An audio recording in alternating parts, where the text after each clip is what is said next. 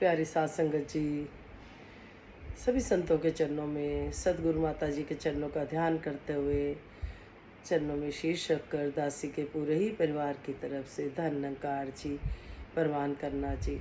सतगुरु माता सुदीक्षा सविंदर हरदेव जी महाराज की जय। निरंकारी राजमाता गुरु वचन अवतार की जय। प्यार से बोलिए धन्यकार जी।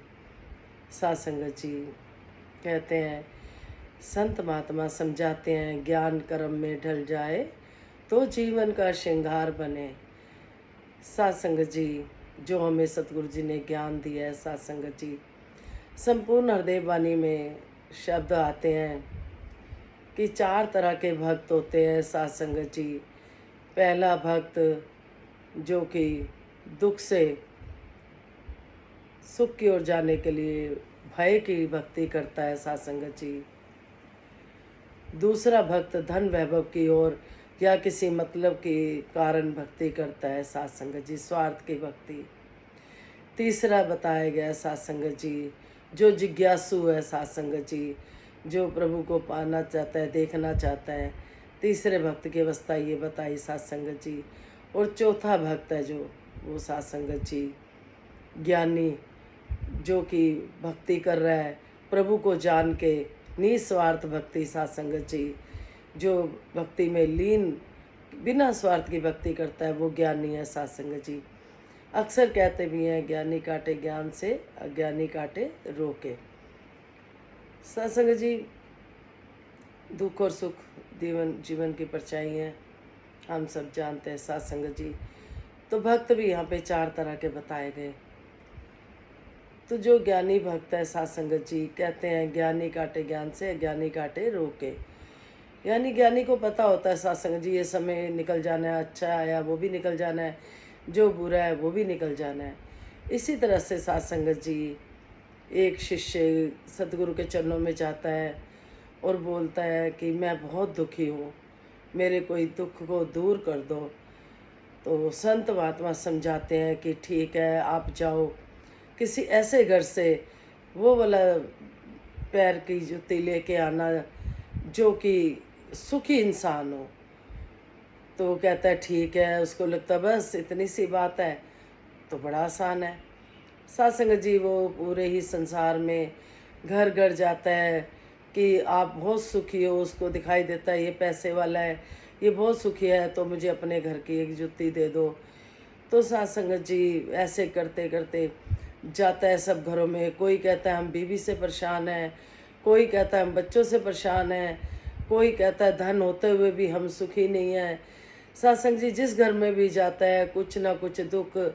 फिर किसी के घर जाता है, कोई कहता है हमारे आसी पड़ोसी अच्छे नहीं हैं, हम उनसे दुखी हैं। तो साध संगत जी, उसको कोई भी घर ऐसा नहीं मिलता जो कि सुखी हो। सभी दुखी थे। सुखी था तो एक राम का दास। साध संगत जी, वो फिर आते हैं अपने सतगुरु के चरणों में, बोलते हैं कि मुझे तो कोई भी ऐसा घर नहीं मिला कि जो कि सुखी हो।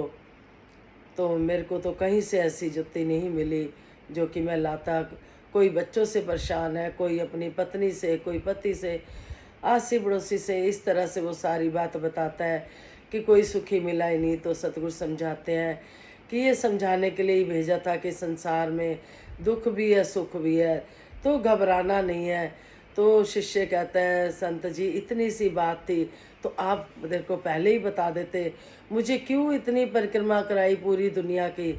सतगुरु कहते हैं कि अगर मैं पहले ये बात कहता तो आपकी समझ में नहीं आनी थी। आपको अनुभव हुआ, अब अनुभव हुआ।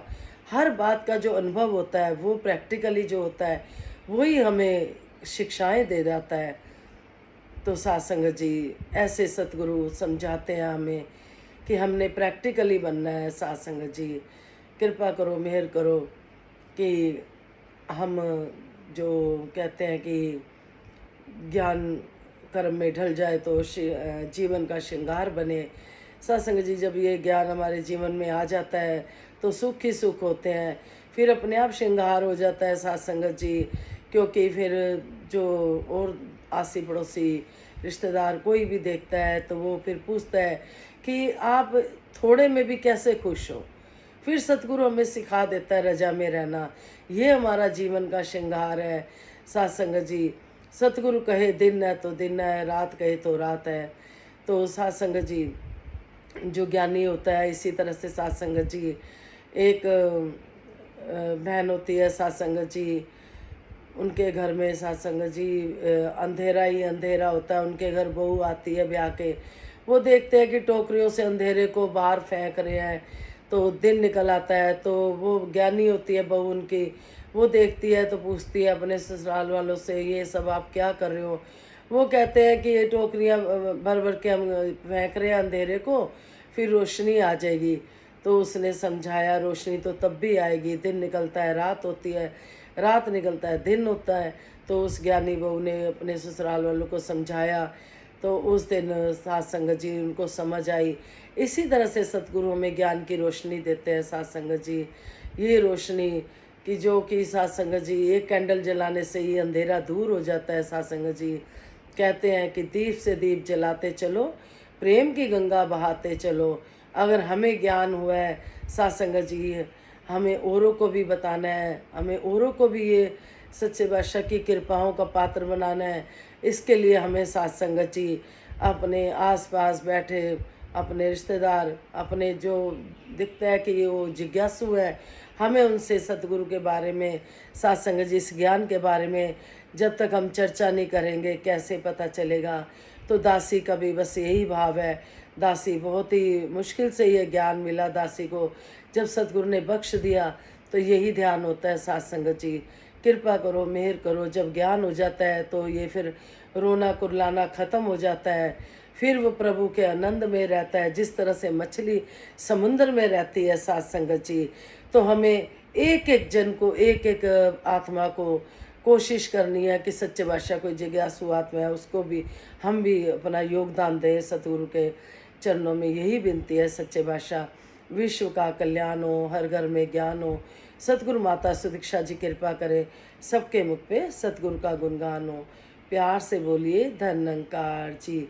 सतगुरु माता सुदीक्षा सविंदर हरदेव जी महाराज की जय। निरंकारी राजमाता गुरु वचन अवतार की जय। सच्चे बादशाह इसी तरह से अपनी कृपा का पात्र बनाए रखना। धन्यंकार जी।